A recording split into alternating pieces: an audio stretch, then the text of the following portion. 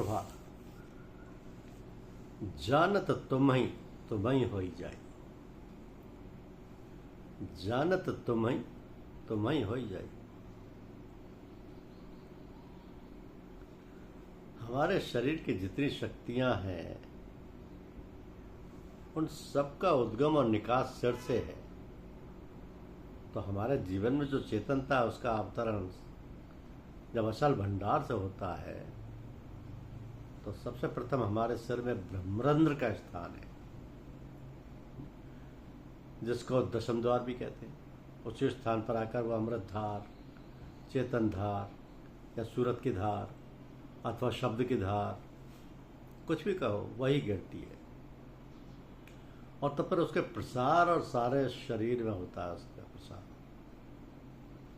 तो मनुष्य के अंदर जो बुद्धि है, ज्ञान है, उसका भी स्थान सिर में ही। तो बुद्धि द्वारा, ज्ञान द्वारा उसका विवेचन, उसका समाधान, उसको किस प्रकार आदान प्रदान और व्यवहार आदि होता है, इसको समझो। सिर इस शरीर का अधिपति और इसके बिना शरीर का कोई मूल्य नहीं।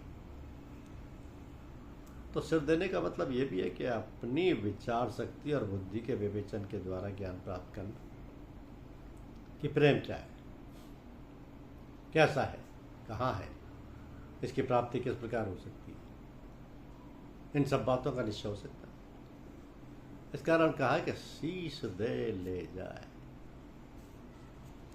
शीश दे ले जाए मतलब प्रेम न बाड़ी उपजे, प्रेम न हाट बिकाए, राजा प्रजा जही रुचे, शीश दे ले जाए। तो प्रेम के लेने में कोई प्रतिबंध नहीं है कि गरीब हो या अमीर हो, यह तो सौदा है।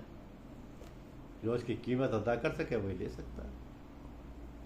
कीमत तो हर चीज की वही लगा सकता है जिसको चीज की परख हो।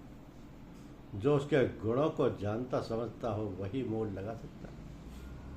एक साग पात बेचने वाला मणि के मूल्य को क्या जान सकता है? उसका ज्ञान तो केवल साग पात तक ही है। इसी प्रकार वह प्रेम जो है अनमोल है, इसी से सबकी उत्पत्ति है। जो उसको इससे उत्पन्न है वो उसकी कीमत को, उसके पूर्ण गुणों को, उसकी असल सत्ता को कैसे आंक सकता है, कैसे जान सकता है? वो तो जानने के प्रयास में जब उसके पास पहुंचेगा तो वहीं पर विलीन हो जाएगा, लय हो जाएगा, गुम हो जाएगा, खो जाएगा। तो बात तो स्पष्ट है कि जिसका निकास जहां से है, जिसकी उत्पत्ति जिस जगह से है, वहां से आगे वो कैसे जा सकेगा? वह तो वहीं जाकर लय हो जाएगा, क्योंकि वहीं से पैदा हुआ है। जानत तुम्हें हो जाएगी वाली बात यहाँ पर आकर सच हो जाती है।